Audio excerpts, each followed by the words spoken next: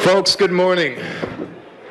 I knew you'd be here when I came out. I knew you'd be here. So thank you for being here. And let's just get on. We've already done all the legalese, didn't we, before? So let's get on with the introductions. First up on our panel, his credits as both an engineer and mixing engineer read as a virtual survey of contemporary R&B, soul, hip-hop, and pop, including artists ranging from TLC, Paula Abdul, Ludacris, Rick Ross, Boyz II Men, Outkast, Aretha Franklin, Erykah Badu, Tupac, Lil Wayne, T.I., Akon, Pitbull, Ciara, Young Jeezy, Too Short, Akon, and the list goes on and on. If you look this up on allmusic.com, it's page after page of credits. And a little thing that you know, once you get in the business, you don't always even get credits for your work. So if you've got pages and pages of credits, there are probably pages and pages that aren't there. In addition to that, please welcome to the panel and to the stage Grammy Award-winning mix engineer and 2010 Full Sail Hall of Fame inductee, Leslie Brathwaite.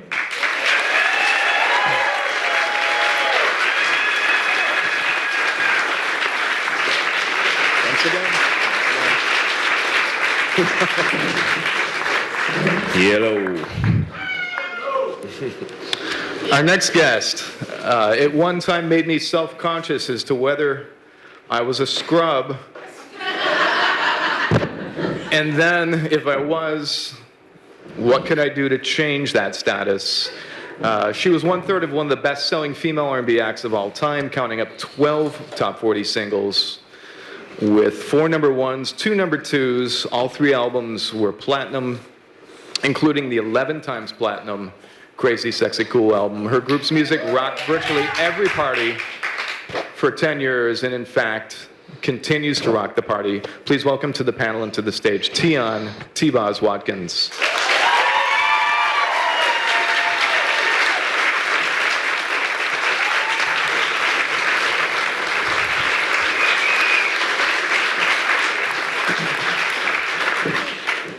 So I had mentioned this earlier, and I know some of you weren't here then. We're going to pretty quickly, actually, put out a microphone right in the center and take questions from students and staff, because this event is for you. And just kind of get things started. Most of us were not at the induction ceremony on Monday. And I'm wondering if T-Boz, if you could just recount the story you told. I have no idea what I said. It was concerning working. This knothead right here. And she cried. I never cry, so that's a big deal, and he's going to tease me for the rest of my life.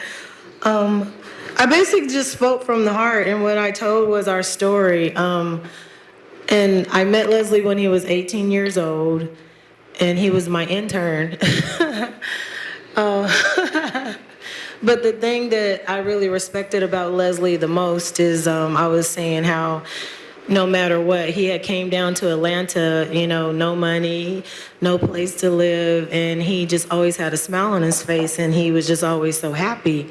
And I was just like, golly, he's making me feel bad about, am I supposed to be like this happy about my job or whatever? I'm like, I'm not that happy. And he, has a lot less than I do right now. But I admired him because he always did the best, no matter how big or small, the task or the job was. And basically we ended up being best friends, and he went on to do so many other big things. And he's just as humble today as he was when he was 18. And basically, to sum it up, it had to be something about all of that. Can I keep this? Of course you can. You're a Hall of Famer. I'll put this up there. And sorry I have on my glasses, y'all. My bags is on the floor like I probably can own a Louis Vuitton store right now. I had no sleep, so, okay. But I can see y'all. See, okay.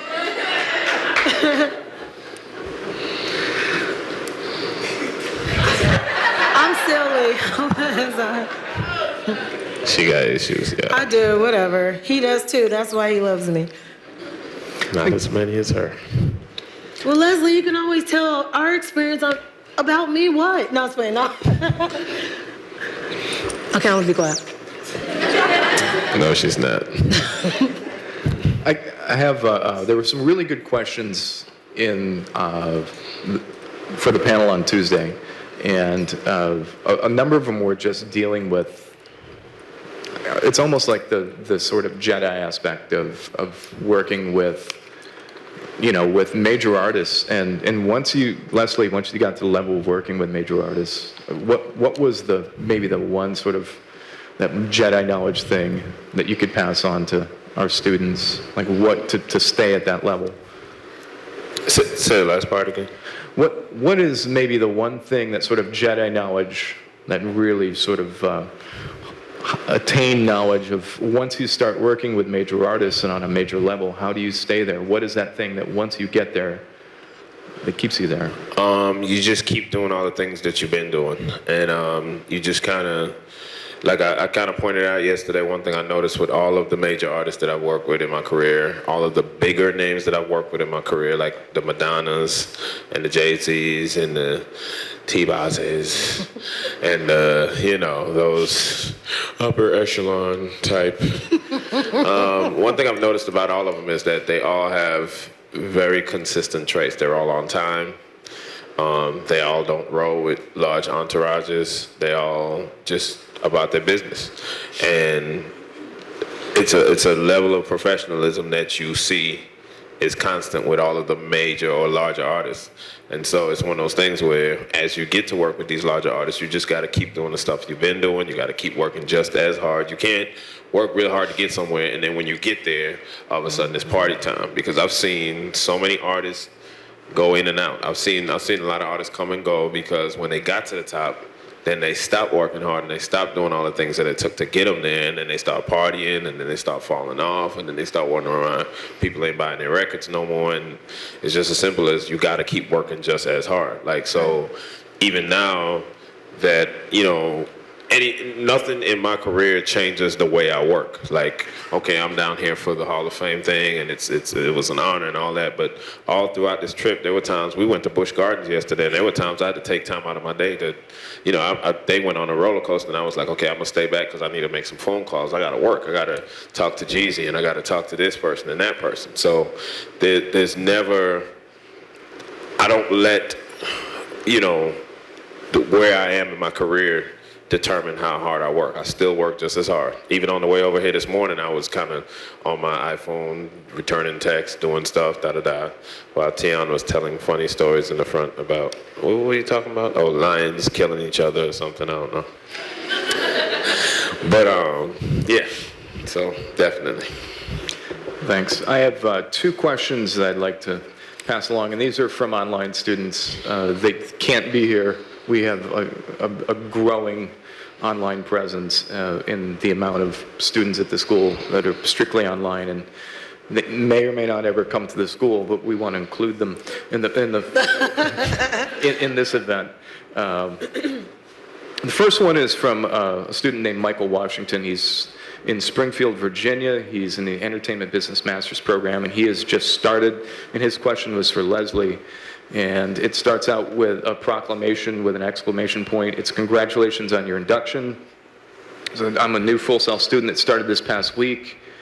I take my classes online, so I don't have many opportunities to network at these type of events. What advice would you give a Full Sail online student from a networking standpoint? Facebook. I mean, technology has made it to where, like I keep saying, I don't want to sound like, we always try not to sound like the guys who hit you with the, when we went to Full Sail, we had to walk to school both ways, uphill in the snow, but there really has been major changes, and there's so many things that are different from when we went to Full Sail and when you guys.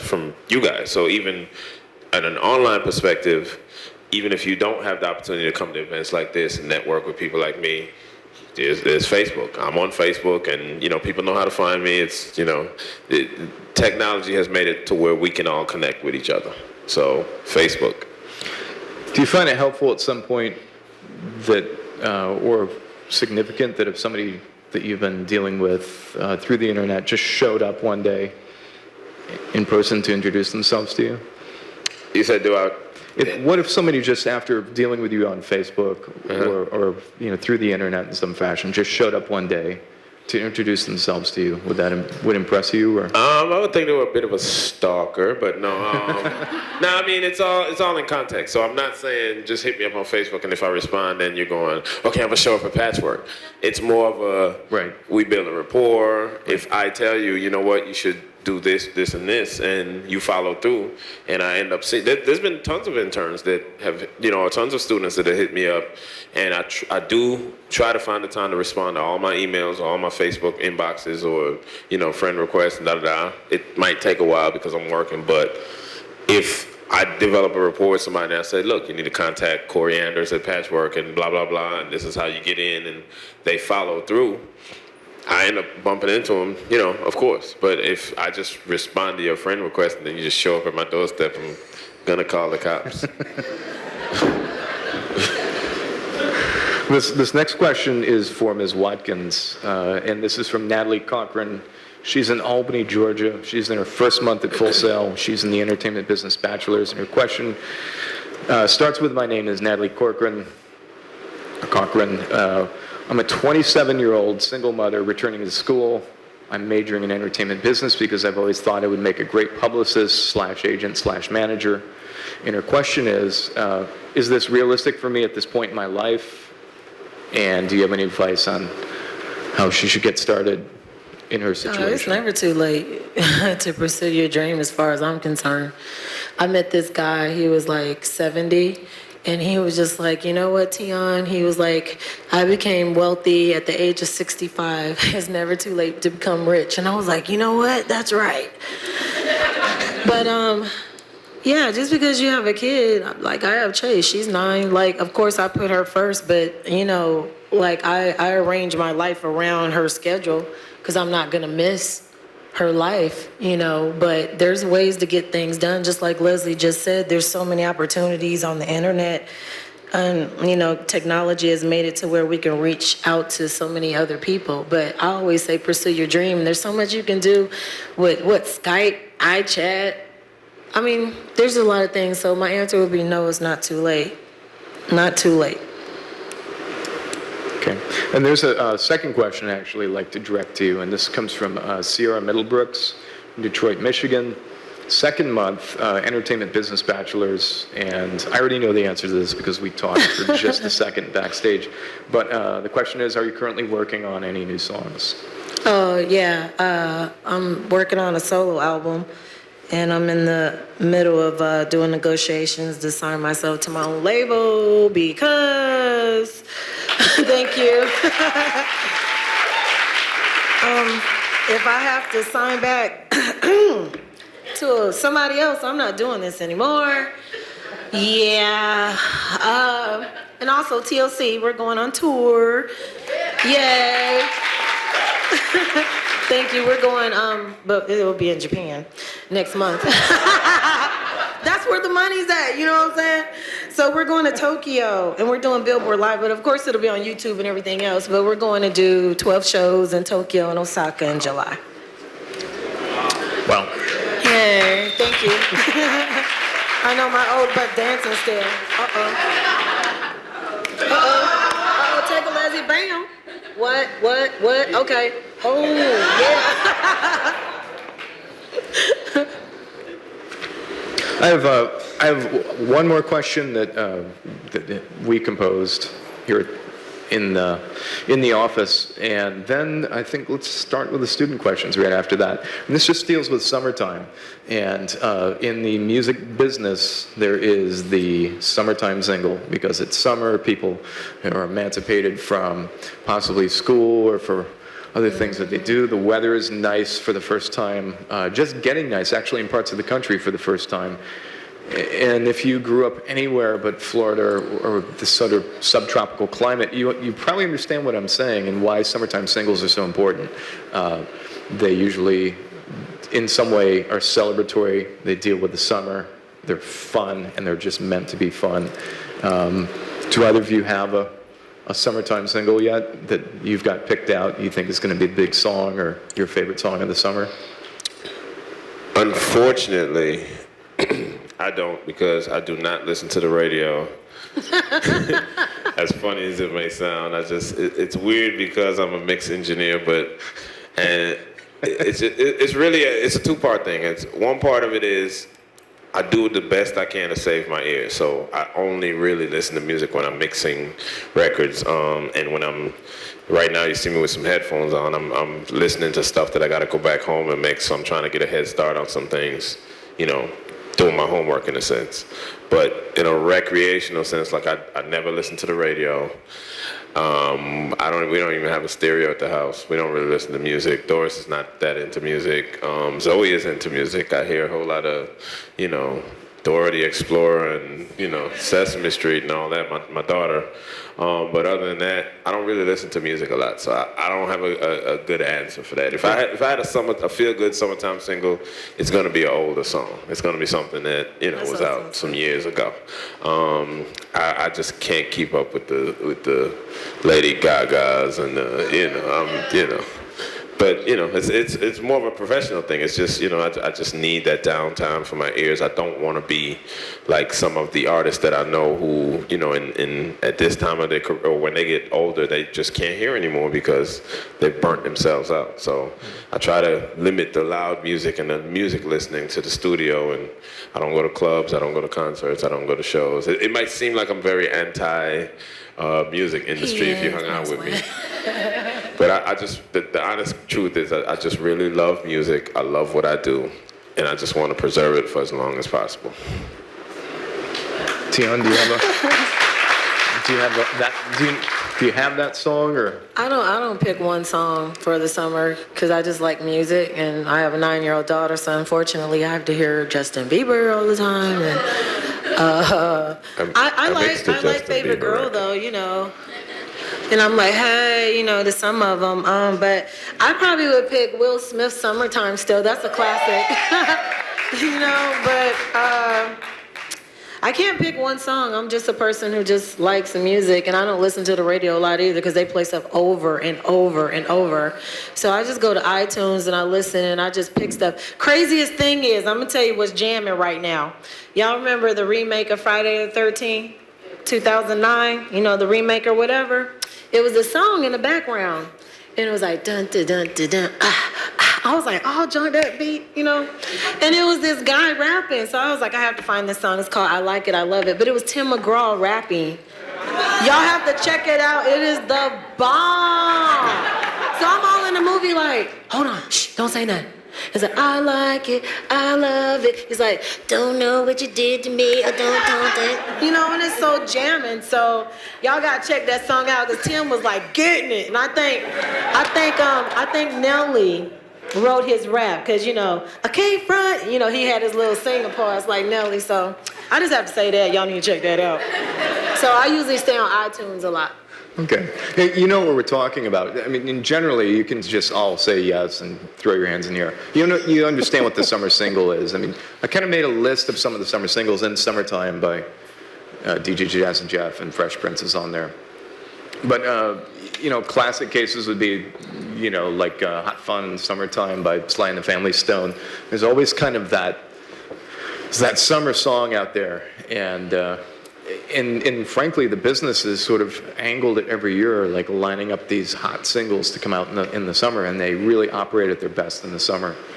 And the one that seems to be being advertised the most or being pushed out there to be your summer song is that Katy Perry song, that California Girls song.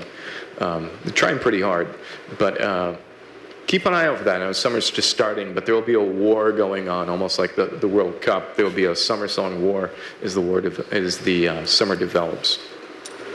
I have one final question, and maybe I can draw Japan into this a little bit. I'm sure you've been to Japan a number of times. Have you ever watched television in Japan when you got there? No. I love television, and I think I'm like gonna die if I don't have it. So I carry my Mac, my computer everywhere, but I have like a load of movies I carry and download it. But yeah. No, I'd be lying if I said, because it just irks me. Because I can't understand what they're saying, and I don't have time to be reading all that. By the time I get to the middle word, they're like on to the next sentence, and I'd be feeling like I'm all slow and whatnot. I'm like, Yeah. it's just, So it's just too much, So I just watch my computer. Okay. Japanese culture is, I mean, there's a lot of different levels and depths to Japanese culture, and if you go there, it's amazing. Oh, it is awesome. But the television is the zaniest, It is. surface deep nonsense that I've ever seen in my entire life. And it was explained to me is that type of entertainment serves a function. It serves a function in Japan. Incredibly hardworking,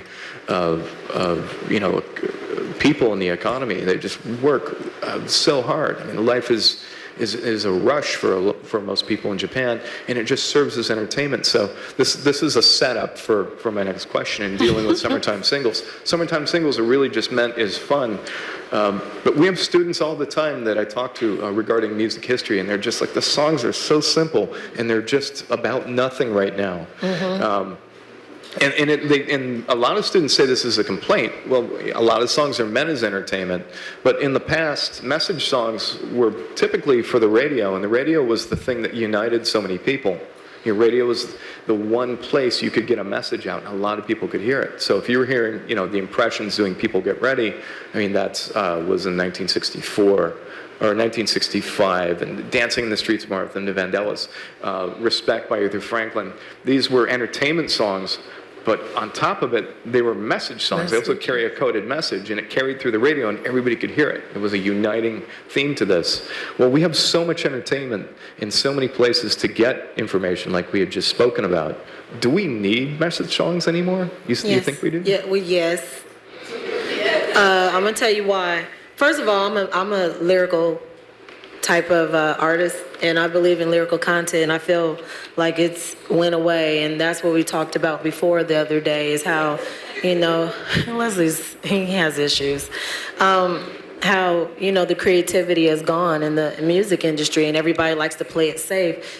Some of the artists are what I call them puppets, and what that is you're going to sing this, you're going to dress like this, you're going to look like this, and go. This is what you do. That's not a real artist.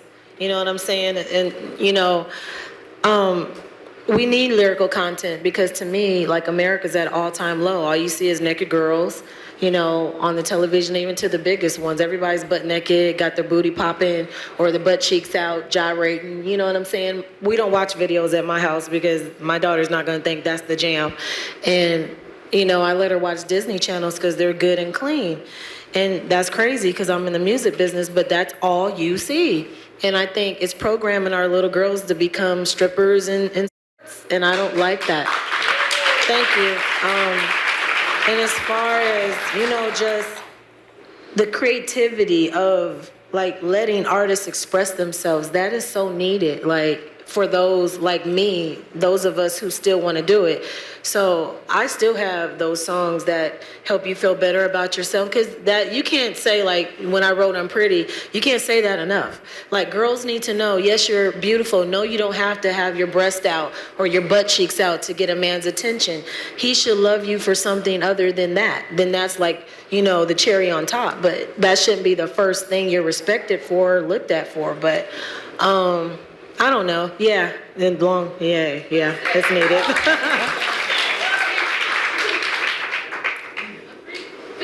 I don't really care either way.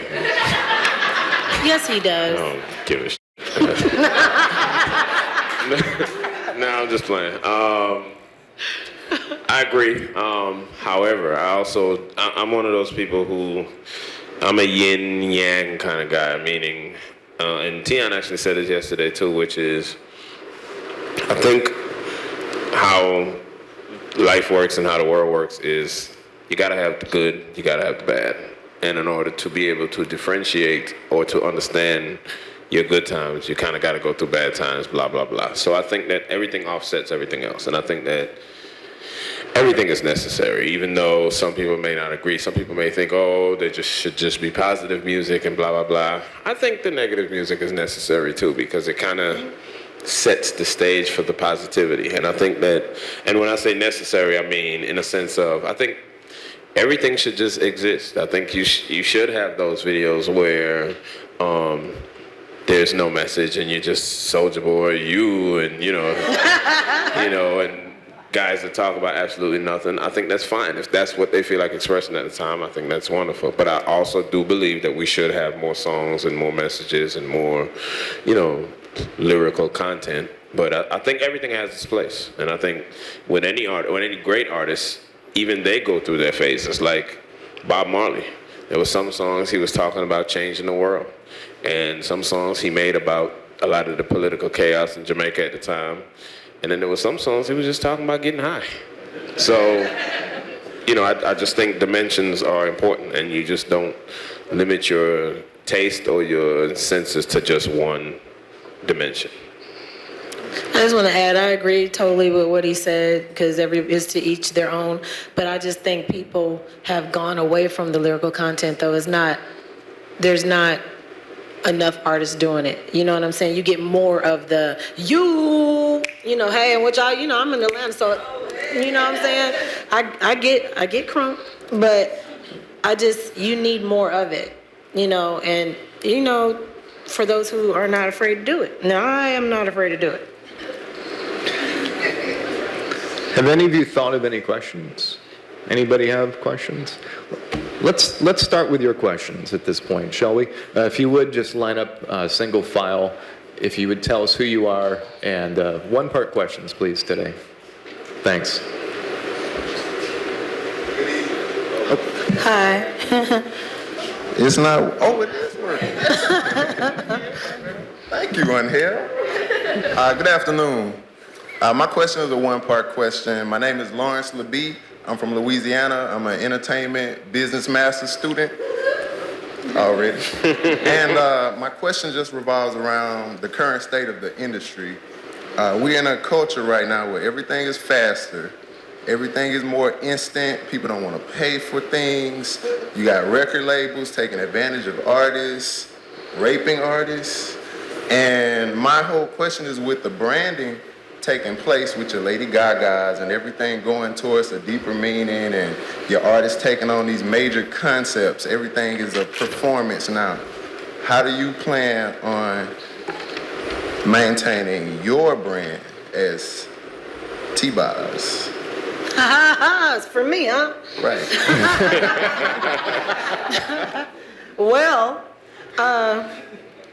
Leslie always answers that question good, but I will take some of it. I know he has something to say. As far as me, I've been blessed to be here almost 2 decades. It's been 19 years, and this summer it will be 20. So that's a blessing within itself. Thank you. And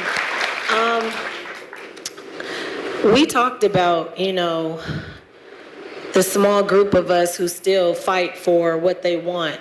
Yeah, everything changes, and you have to learn how to adapt with all the changes.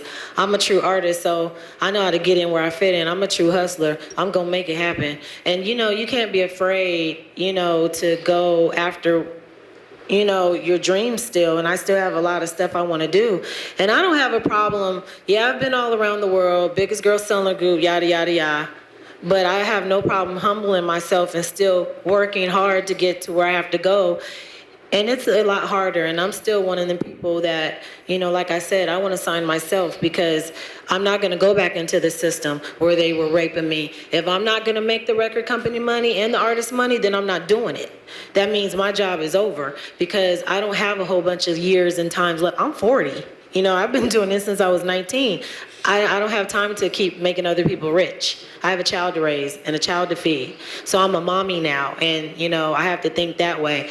But I'm going to do whatever it takes to keep my brand going in a respectful way. I'm not going to sell my soul for it. I'm not going to sell out for it. And you're not going to see me lessen my worth or cheapen. I still respect myself at the end of the day to do so. So that's how I'll keep mine going. All right. And I do want to add, I do want to add to Tionne's point, and to touch on something that you said in your question, when you said that people aren't buying stuff anymore. And I think that that's something that I think people are buying stuff.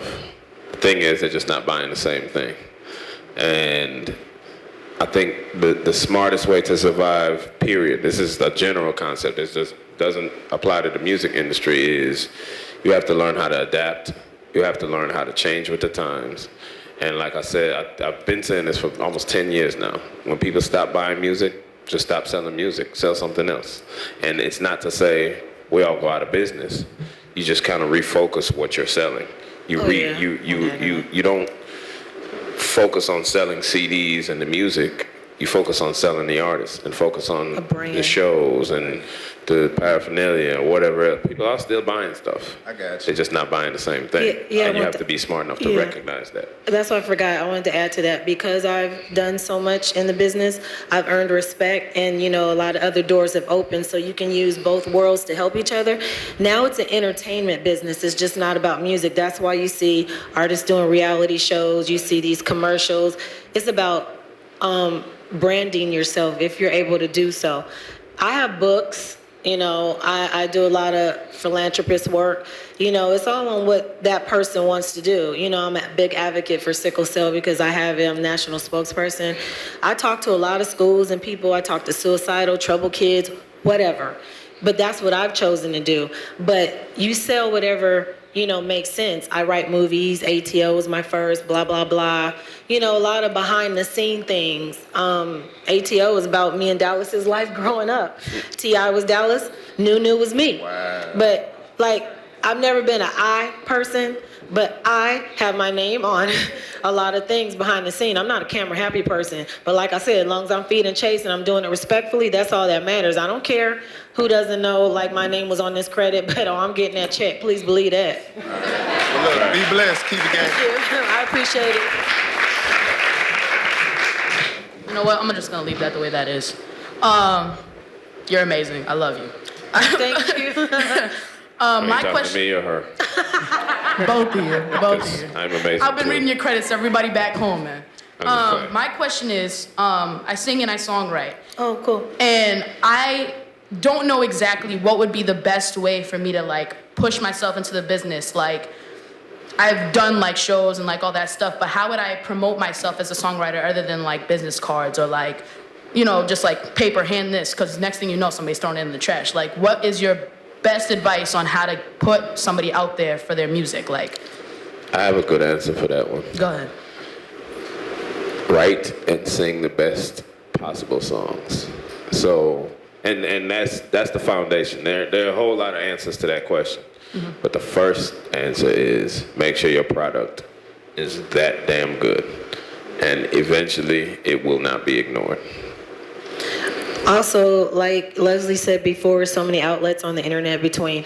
You have to be real careful too with this songwriting thing, because I've even had lyrics stolen from me. And how long did the Unpretty lawsuit go for? 11 years, 12 years? Yeah.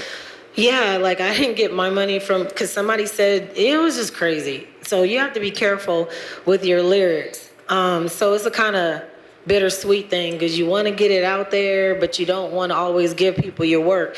And so this is like a hustle man game for real. I've had people approach me. Excuse me, I was on the roller coasters, y'all. My voice.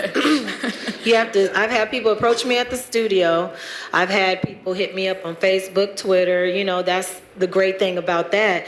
You have to get it in. However, some people are at the right place at the right time. You bump into the right person, but that's not everybody's story. But you always have to stay determined and never quit, but always keep your writing game up, like he said. You know what I'm saying? My first work was terrible, but I kept it going and it paid off. But is it demoed or anything too? Actually, I have a fan page on Facebook because I play guitar too, and cool. so I sing my own stuff. But I would love to write for other artists and right. Send So my stuff. that's how it starts. You Build promote it through Facebook. Yeah, Okay. You promote yourself through the internet and get it out there. And word of mouth is the best publicity you can ever have for all of us. Mm-hmm. And another thing too is that this is to all of you, for whatever you're doing. Take advantage of your classmates and the relationships that you build here at Full Sail, because I didn't know what a Full Sail. it's very important because what you'll find is all of you will come up in the industry together. And I can't tell you how many people now that, went to Full Sail right around the time I went to Full Sail are in positions of, labels. And there are people who I went to who were in classes before and after me who hired me for gigs to mix records and blah, blah, blah. So take advantage of the friendships that you have here at Full Sail and the relationships and the networking you can do amongst the student body here at Full Sail, because it helps you out in your career. All right, thank you very much. You're welcome. Hi, I'm Ryan, Boda, Recording Arts Bachelor's. My question is kind of, as you were saying before, how the music is constantly developing and everything, and where a lot of people I know don't listen to the radio, and a lot of people don't anymore. And you were even saying you don't listen to music really outside of work. How do we as engineers or behind the scenes people stay current with the developing music while we're not really listening to the radio or? The internet. And it's one of those things where you just it's a balance. For everybody, it's different. For me, that's what works for me. And I'm not saying that my path is the way you have to go. There are engineers that I know who are, I would consider far superior to me as far as engineers, and they listen to music all the time. Yeah. So it's more so based on your individual personality. And I think it's just, you have so much stuff at your fingertips. You have the internet, and that's the biggest deal ever. You gotta understand, we come from an era where the internet was not around. When I was in Full Sail, to even find out about Full Sail was like a headache. So we didn't have the internet. The internet didn't really kick off until the early mid 90s, kind of. 90s. Yeah. So you have such a powerful tool in the internet to be able to just constantly stay up on things. Phil Tan mentioned yesterday, one of the most important things is just always make sure you stay up on your craft. Make sure you just keep, just scour the internet and see what's new and pick figure out what all the hot sites, talk to kids. That's important. The number one thing you can do to stay current is, and she knows because she has a 9-year-old daughter. Yeah, stay in them streets with them kids because they're always talk to kids. on the always new ask hottest the kids. thing. Yeah, I had no idea. I tell you about a few months ago, I didn't know half the websites that these kids listen to music on. A kid that's around me all the time, she's 14, and she's like, oh yeah, you don't know about imeme.com and so-and-so.com? And I had no idea, but you talk to kids and you always stay current. The kids are into everything. They know all the hot stuff. Thank you. Awesome, you're welcome. I think it's actually become more terrifying for these students to try to stay up on music than us. I'm older than both of you, and I know I am. Back then we had underground FM stations, college radio stations, record stores, and your friends, and that was it. You had to mine all those things and do it very actively. And I'm not saying that is it was tougher for me. I think it's actually tougher now because there are so many sources and there's so much music available. There's so much more music available, I think, than somebody that grew up, back in my day or our guest day. There's just, all you can do is listen to music all day. I teach music history and my cohorts are here. That's all we do is listen to new records and then go over and listen to older records. But really, we listen to new records all the time and we still feel like we're fearful of that you'll blow us out of the water with your knowledge. I mean, I don't think it ever goes away. You just have to listen to new records every day. Almost like wake up in the morning and just decide, I'm going to listen to, 4 or 5 new albums today. Just get a diet of it. Make it a diet. And I was just going to say, they have these sites, I can't remember the name of them, but they come out, it's some DJ site, whatever, but they always have the hottest or the newest stuff that's coming, whether it's good or bad. They're always going to have the hot new stuff. But once again, the kids told me, and I can't remember, but I went on there and it is the JAM. Right. But, Phil Tan also said, read all the music magazines too. I mean, that's not my thing, but, he said there's a lot of information when he said stay up on your stuff. Phil was just like, he always educated himself by reading every musical magazine and stuff that came out, and that kept him in what everybody else was doing. And so it just kept him current. Thank you. Oh, you're welcome. It turned into a lecture, sorry.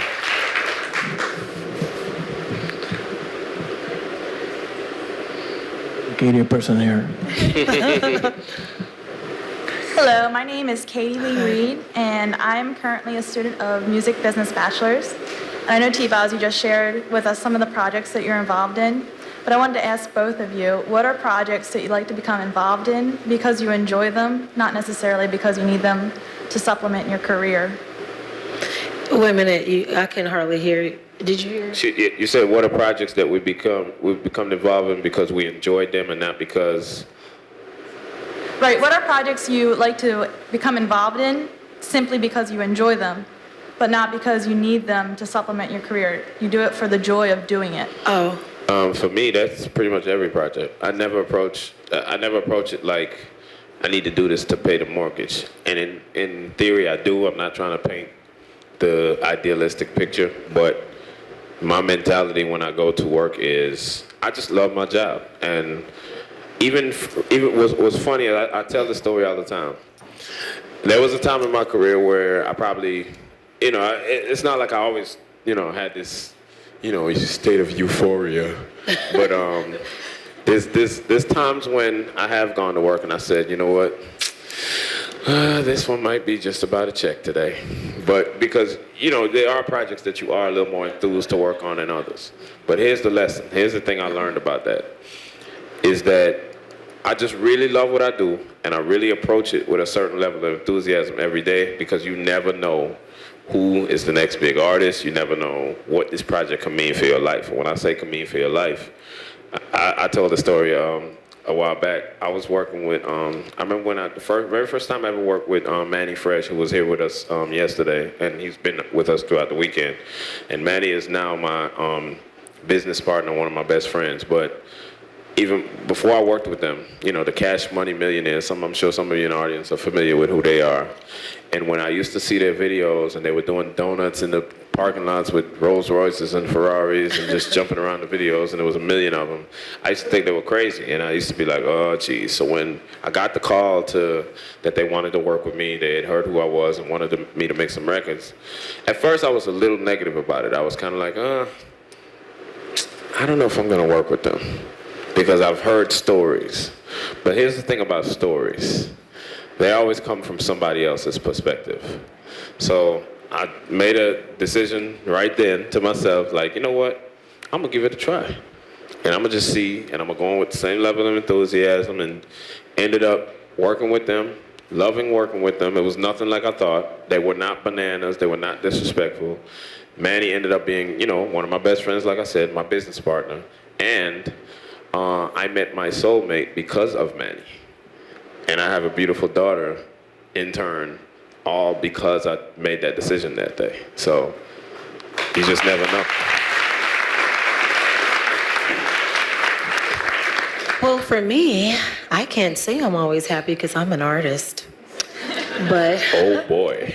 no, but at the end of the day, I feel blessed to still have a job or be able to do this, because if people didn't care, I wouldn't, be doing this. But for me, what I enjoy doing, and I don't ever do it in the press, I do it because it's close to my heart. I do a lot of work with the Wish Foundation, granting kids their last wish, and I do a lot in the hospital, like, for Christmas, me and Chase go visit kids who can't come home for Christmas, and we give them gifts and stuff. You never know, what that'll mean to somebody, because, some kids, a lot of the kids I've dealt with aren't here anymore. And, then it makes me feel better because, these kids are dying and they're happy. Those are the most happiest kids I've ever seen in my life. And, we complain about so much, and they don't even know if they're going to breathe tomorrow, and they're just smiling, So for me, I'm not the artist that, like, you see it on the present, to each their own, whatever. But I was that kid. I spent the first 7 years of my life in the hospital, and I wish somebody would have came to see me, So I just do what I would have wished somebody done for me, and just try to at least make one day happy for them. So I get a list and find out what they want, and I bring it. And we sit and talk to them and spend time with them, and that's what makes me feel good. Stuff like that. I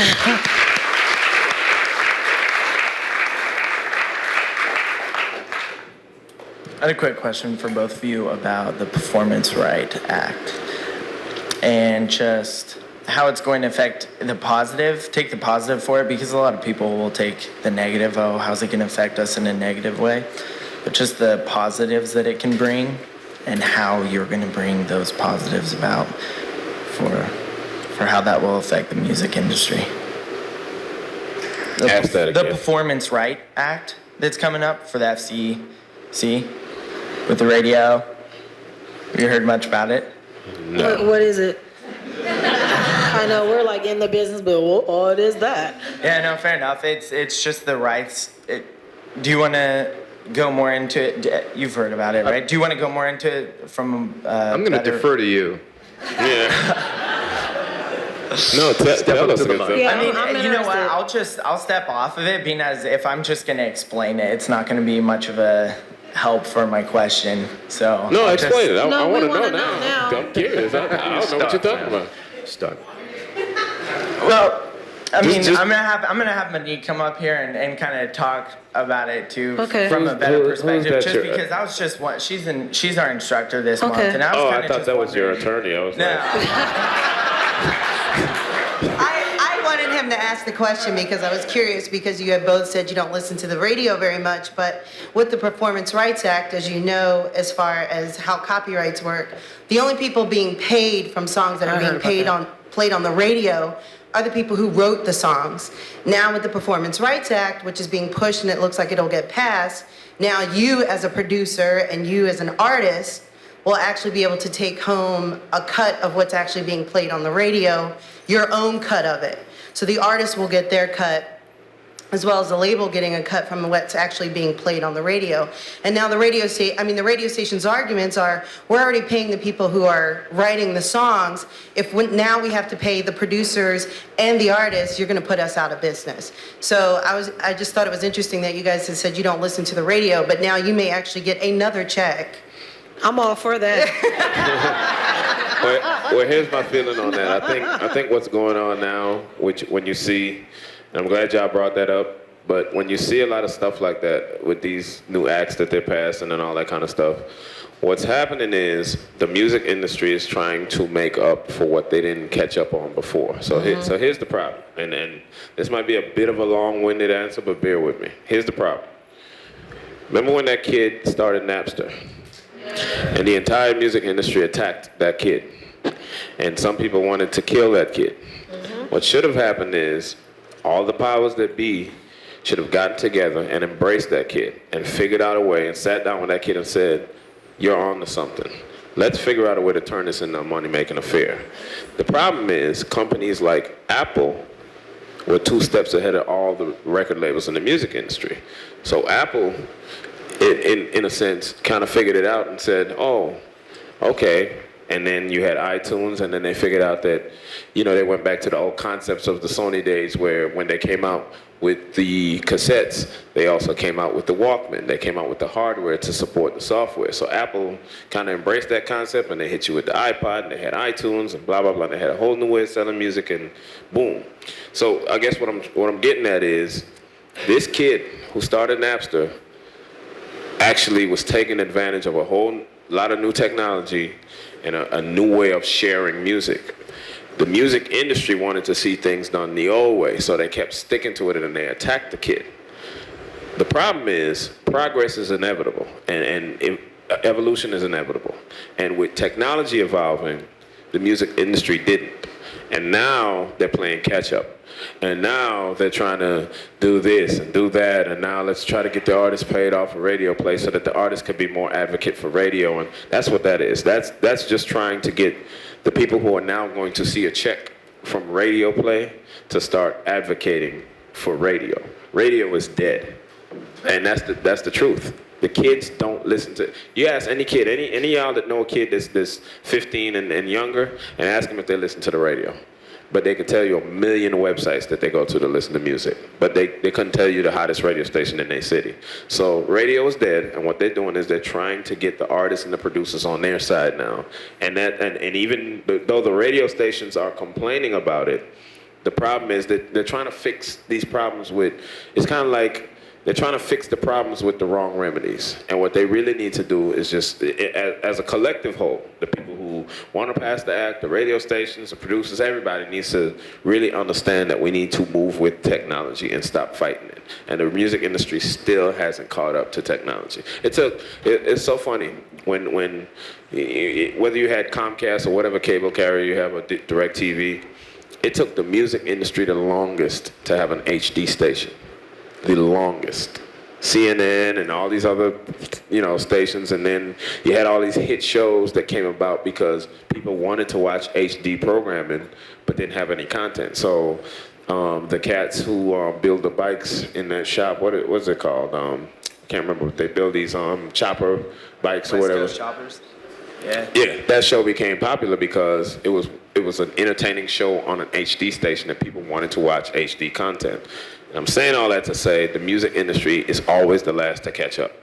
And so I think all that kind of stuff is just little fixes that are trying to pop up and, let's try to get their artists paid now from radio. Well, radio's dead.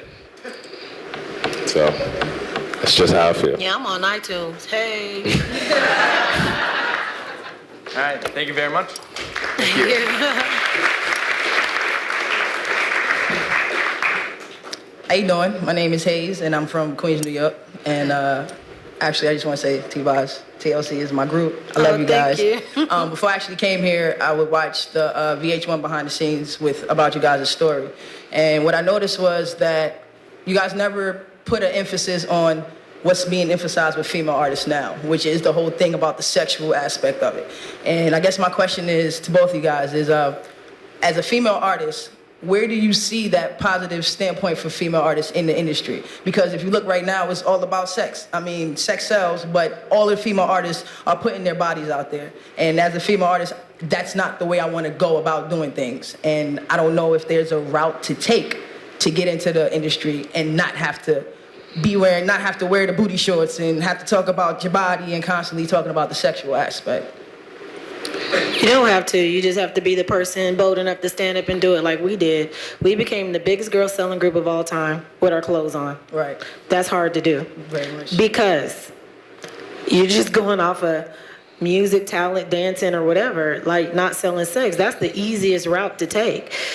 And I think the upsetting part for me is some of these girls are really talented and they don't have to do that. You know what I'm saying? But they do. And, that's all I see too. But I think it's unfortunate. I won't be that chick. And it just takes more of us to stick together, just like TLC did, and say, you know what, you don't have to do that. There's an audience out there that wants that. There's mothers like me who wants to see that for their child. And, I just feel like to each their own. But I just feel like more women are thinking like, well, I got to do this in order to. No, you don't. No, you don't. That's all into going back to being a trendsetter, a follower. What do you want to be? Right. You want to be a leader or you want to follow everybody else? Right. Are you going to be that person to take that stand and say, oh, I'm the jam like this or what? Right. So be you, do you, keep your clothes on, make your money. Yes, ma'am. You got it. Thank you. So I have a quick question to cut you off. I'm sorry. It's okay. And it is a follow-up to the previous question. Thank you. It's very mannered here today. Do you think that a lot of that has to do with your songs? A lot of those songs are very personal. And do you think it has to do with who writes the songs? Is it brought in as a package idea? I do. You said, why? I think Sebastian made a good point yesterday when we were on the panel of, I think a lot of the evolution of the music business has gone more from the music to the business. So people have made more of a business out of music, and like you said, a lot of their songs were very personal stories and blah blah blah. Now you have a songwriting team and a production team, and then you got the A&R person with his retarded idea, and then you got, and it's too much of a machine sometimes, and it's not a well-oiled machine. So you have a lot of, there's too many cooks in the kitchen. there's too much going on. It's too much of a business, and everybody has their own agendas, and that's the problem with a lot of the projects now is the writers have their own agenda, and then the producer has his own agenda, and the artists have their agenda, and then the label have their own agenda, and then the A&R dude has his own agenda because he really don't even believe in the artist or the label. He's just trying to get a check so he can build his resume and blah, blah, blah. So then it becomes, that's how the integrity kind of thins out when everybody has their own agenda. But see, that's where I have that problem because just like Sebastian said, like it becomes the business, but yet he argues with his lawyer. Sebastian was saying that, you know, he wants to change the business and he still wants to be fair and right. And, you know, his lawyer go, well, that's not the way to be. And, you know, it's an argument and it's hard, especially for people like me because I'm a woman. And I told them the other day that I can say something 2 weeks or 2 months before a man did, and then he'll say it, and it's like, oh my God, that's the greatest. It's just like, are you kidding me? But I'm loud. I'm not going to lay down. I'm not going to take that. I'm going to speak up for myself. And more artists need to do that. But first of all, we have to go back to, are there really any real artists? Exactly. And the creativity is gone within some of these artists, like, because they're puppets. But for the real artists like Lady Gaga, that's different. And, you know, like Leslie says, she's really like that. It's not a show. She's like cuckoo for Cocoa Puffs, and it works, you know, but I love her. You know what I'm saying? I love her for that. But we need more of that. But it's to each your own. But I just think it's not enough artists really. If you don't want to do it, just don't do it. And even to the process of how records get made too, I think kind of degrades the integrity of the records and blah blah blah, because back in the day when we were making TLC records or any Deborah Cox or any of the artists that we would work with, when I was working with Dallas Austin a lot, Dallas had a rule. He couldn't even work with you in the studio until we hung out. So we would always, like, the label would send the artist down for a week or whatever. Like, I remember Deborah Cox came down for a couple of weeks, and the first weekend we spent we were out at the lake, we were riding jet skis, we were going to the movies, and the labels would be freaking out. You know, like, she came on a Friday, and by Monday they expected to hear like 3 songs.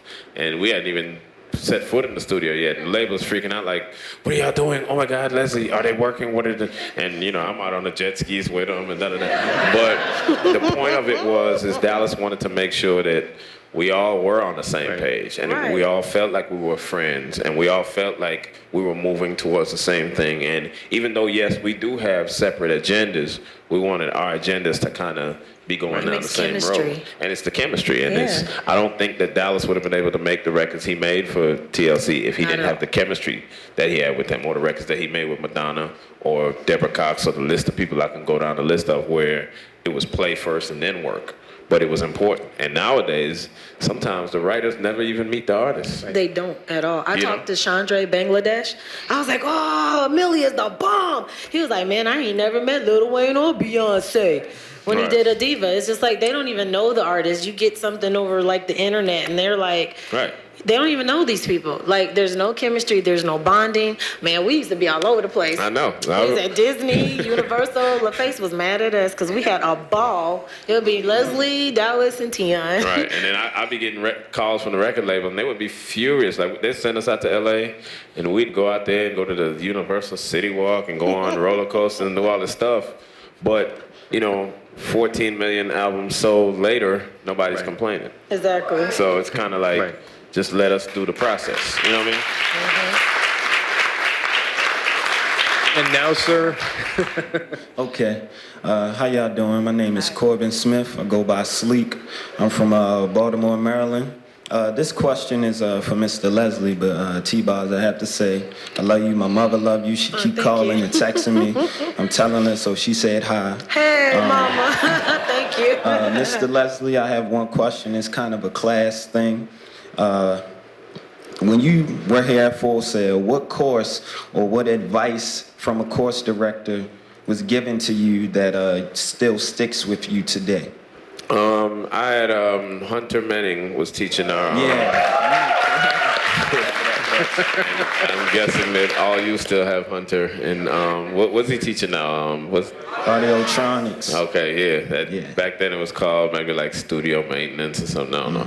But Hunter, Along with a lot of my other instructors, like Bill Smith and a few other instructors, but Dana Round, version 1. A lot of the messages that stuck out from them was about humbling yourself and about understanding that you're getting a whole lot of knowledge here, but when you leave, just make sure you're ready to learn. Make sure you have this mentality that you have to kind of be a sponge and you have to keep learning and you have to keep, when you get out into I know as a student, all of y'all probably have a million questions, all of y'all probably have a million concerns. It can be a little scary. Some of you are on tight budgets and you're eating ramen noodles and all this other stuff, and you're trying to. Don't worry, I ate them for about 3 years straight. Even when I was interning, you gotta get an egg, see, and you gotta mix it up in the ramen noodles. You gotta get you an egg, cook you an egg, and put it up in there, and get you them Kool-Aid packs. I don't know how much they cost now, but they was 10 cents a pack, and But I know you got a whole lot of concerns as a student, but you just have to, what I was taught by all of my instructors, Hunter stuck out because he's Hunter, and he cannot help but stick out. But they all taught me to just be humble and to be ready to learn. And one of my fellow inductees, Martin Tyke Santos, said the other day, the important thing is as you progress in your career as an intern, as an assistant, whatever or whatever facet you go into, just remember that the more you progress, the more you actually don't know, and you just keep that mentality of you always want to learn. So, Okay. Thank you. Corbin, do you mind if I give something up about you? You do mind? No. Go ahead. Spill away. We got a secret. I just want to let you know, and because I know there are fans in the room, this gentleman was in 2 episodes of The Wire. I'm sorry. You told me. For real? You told me about it I like The Wire. over the internet, over iChat. Wait, what season? You told me over the internet during an orientation. Tell us what you did, because I like that show. What you do? Season 4. Yeah. I did like 3 or 4 episodes. Okay. Season 5, I was on the season premiere, like the first episode. So the last one. What were you you'll see doing? me. I'm trying I was to a remember. corner boy. My name was Monel. One specific one was when Randy, guy with the cornrows, he was taking the girl in the bathroom. That was me. Okay. Yeah, so- I had to think about that because I'm a Wire fan, so okay. That's good. Awesome. Okay. I love it. Yeah, I had to think about that because I'm a fan, so Me too. I had to think about Everybody that. is. Oh, and I was so through when they got rid of Omar. That hurt me.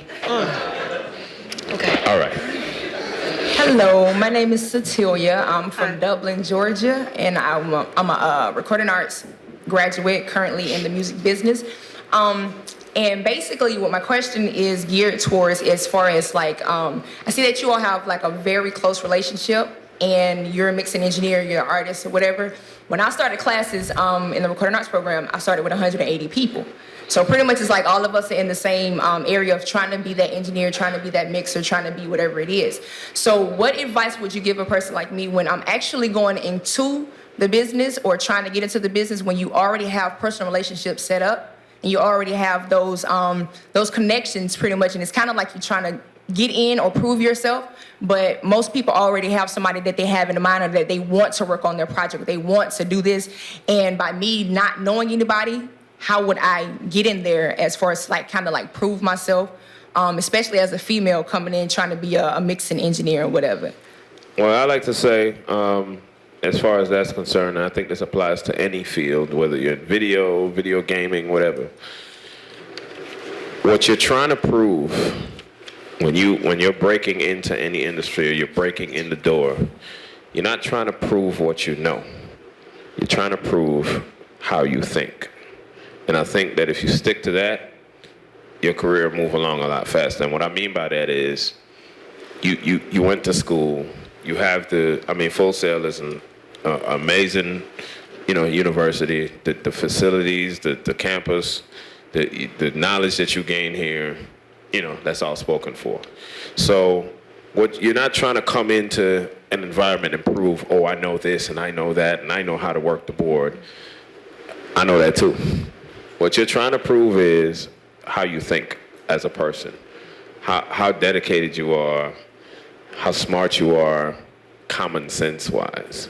And that's part of the whole internship program is, like Tionne always joke about how when I was her intern, she used to send me for McDonald's fries because she liked McDonald's fries and that was her big deal in life. But it was about how I brought those fries back to her that made an impression on her.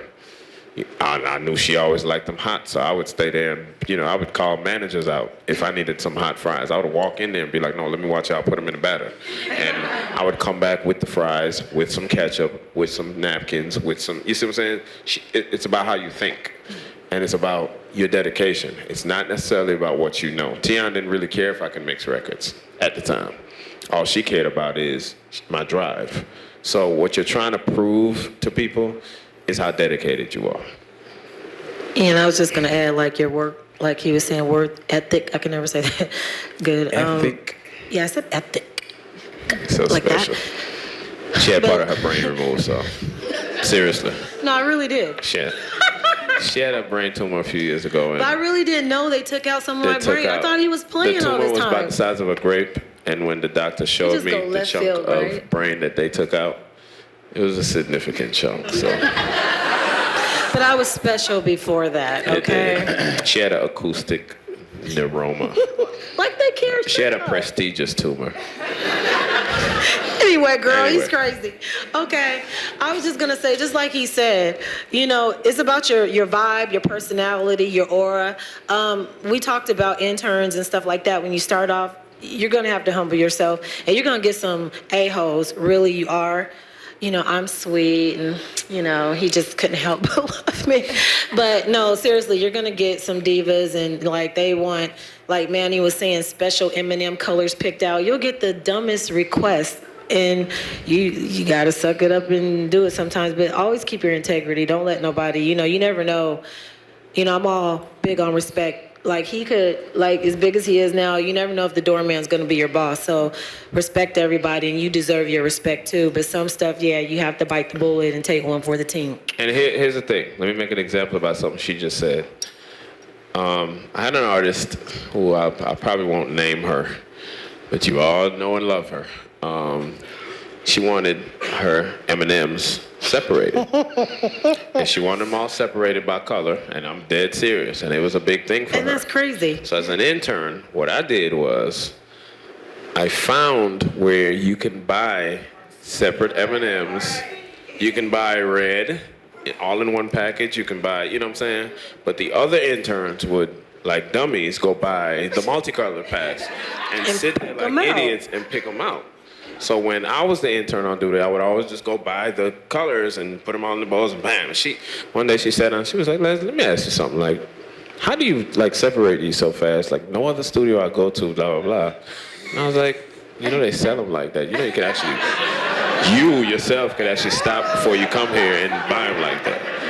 But you see what I'm saying? So it's about how you think. Yeah, and I just want to add to it, be the best that you can be. Yeah. And that's what he always was. Like he said, when he got my fries, he got to know what I liked. I didn't like salt, but that's what I was saying earlier about him. No matter how small or whatever, he was always happy, always kept a smile on his face.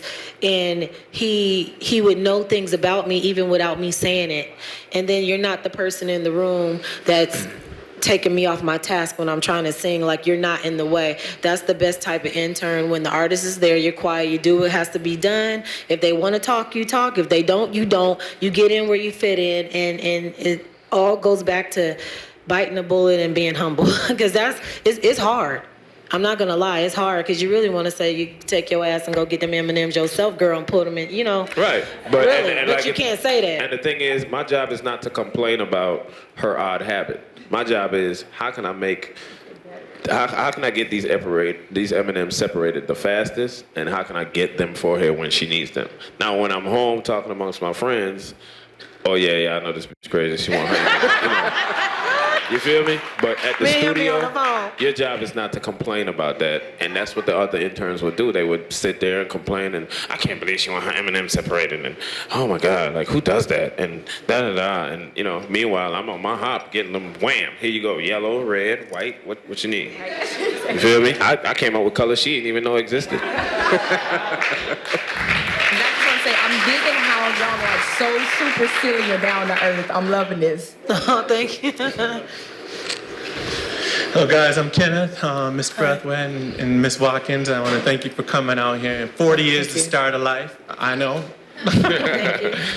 My question is, you guys haven't been in the industry for so long, with the songs that you select and everything, is it really where they have to come through a lawyer, and you having your own entertainment company, T-Boz now, or do you have an open submission policy to where a writer can submit songs to you? I'm just getting started, but yeah, my brother and myself, we started Trackaholics Music to where we're actually signing producers, and I'm gonna end up signing writers, but I'm just starting. But we have people email us, and yeah, we take stuff because I don't care who you are, where it comes from. You can live in a puddle outside, and if it's hot, it's hot.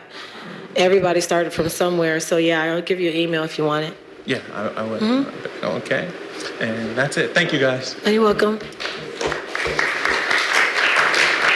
Hello, my name is Don Trell from Miami. I have a question for you, Leslie. Based on what you said earlier about nobody buying music because they're not selling the same thing, do you think that that's because of the 360 deal? And if so, do you think that music would ever become free and labels would just focus on like tour support and licensing? Well, here's the thing. The 360 deal came about because of the fact that music sales declined. And the label started feeling like, okay, we need to capitalize on all aspects of this artist's career in order to kind of make our numbers. Labels, all they care about is numbers. They don't care about music. They don't care about the quality of music. They don't care what their kids listen to. All they care about is meeting numbers. And like Sebastian was saying, from a certain standpoint, Sebastian was one of the panel members yesterday on the panel. From a certain standpoint, you have to kind of respect that because they're a company and they got to make numbers, and there are people who work at this company who got to feed their families and all that. So the 360 deal came about as a response to declining record sales. I honestly think that, I remember I referenced this a couple days ago. Rick Rubin wrote an article in the New York Times a few years back. I can't remember exactly when he wrote it. And I still have it on my laptop to this day. And it was probably one of the most brilliant articles I ever read about the music industry. And it encompassed a lot of things I've been saying for years.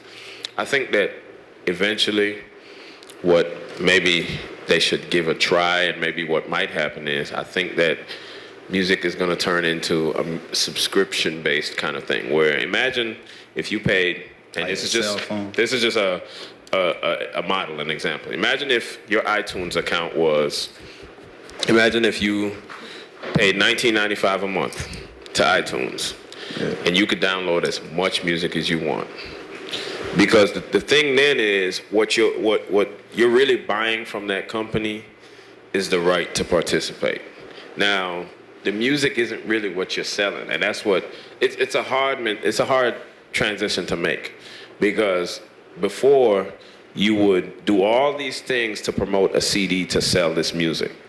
Now it's kind of turning into the music is promoting everything else. So it's a hard transition to make from a label standpoint, because they've known how to make their money from selling music for years. And their whole model is based on selling the music. They still talk about going to radio and selling this single and promoting this and doing videos. So it's a very radical concept for them to accept. But I honestly think that because the way the world is moving now, it's going to inevitably go that way, to where the music is not what we're going to be selling. And I think it's going to become more of a subscription base, because if you pay a subscription, monthly subscription to services like iTunes, and you can download music for free or as much as you want, essentially you are giving away the music for free. But my thing is, when people, I've been saying this for years, when people stop buying what you're selling, you have to sell something else. Yeah. So give away the music and sell everything else. And I honestly think it's going to go that way.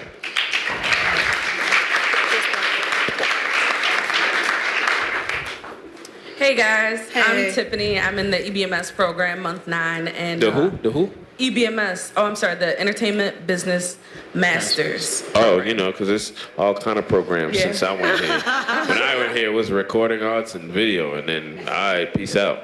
Y'all got, and I say that because I want y'all to really understand the stuff that y'all have you know, y'all have so much, man. Like, Full Sail is ridiculous now. Like, y'all have so much to, and I used to hear students complain then. I used to hear students complain now. And the complainers do not make it anywhere in life. So I just always want to point that out, that y'all got so much to be thankful for and to be like embracing here at Full Sail. And don't do all the, don't line up with the complainers. Don't line up with the ones who, Full Sail don't do this and it ain't enough parking spaces and We didn't have enough parking spaces, but so what? You know what I'm saying? We didn't have a Starbucks and all this shit y'all got on campus to eat. You know, so, but we didn't complain. We made the best of it and made careers for ourselves. And that's what y'all got to focus on. Like, focus on the good stuff and make careers for yourself. For sure. So I think that's impressive that you're in the EB whatever S program and you know y'all got all this master's programs. Yeah, you know. Okay, go ahead. Oh, so this is to both of you, sorta. I'm sorry, but T-Boz, I am someone who writes songs, skits, slogans, commercial concepts, music video concepts, and scripts for TV and film. And I'm looking to write a children's television show because I'm a fan of Disney Channel, because you got to know what's going on if you want to write for it as well. And I've noticed that there's a lack of entertainment for young black children on those channels. And I was interested if you wanted to swap some ideas or something, do some networking about that. I'm always open to that. I am actually, that's my new dream. Yay. No, really. Well, funny thing is, I had a cartoon. What was that, 93? It's a Fly World. And I actually had a deal at Nickelodeon. And I got dumped for Dexter's Laboratory, which is a great cartoon. Absolutely. Then I went to DreamWorks and they wanted me to do a South Park type thing, and I didn't want to do that. I wanted it to be educational and musical. Absolutely. But funny thing is, year 2001, Buzz on Maggie comes out. I'm like, are you kidding me? Like, now they got flies? I had flies, you know, in 92, you know. But when you get into that world, it is so political and so complicated, you know. And, you know, like, I'm still not going to give up. Like, ATO took 11 years to make. But I say determined because I still believe that it could get done. It wasn't exactly how I wanted it to be. The script was better, but I got it done. So I'm all for swapping ideas. And, you know, I always think two heads are better than one. I'm not one of them people that think I can all do it. But I mean, I could do it all by myself. I'm clear on the fact that if it wasn't for people like Leslie and all the behind the scene people down to hair and makeup, I couldn't be who I am. It's not all about me. So I would be honored to have your ideas, especially it's fresh and you're here. So I didn't go to school. You know what I'm saying? Doesn't matter. So I would love it. You know what I mean? So I appreciate that. Thank you. You're welcome.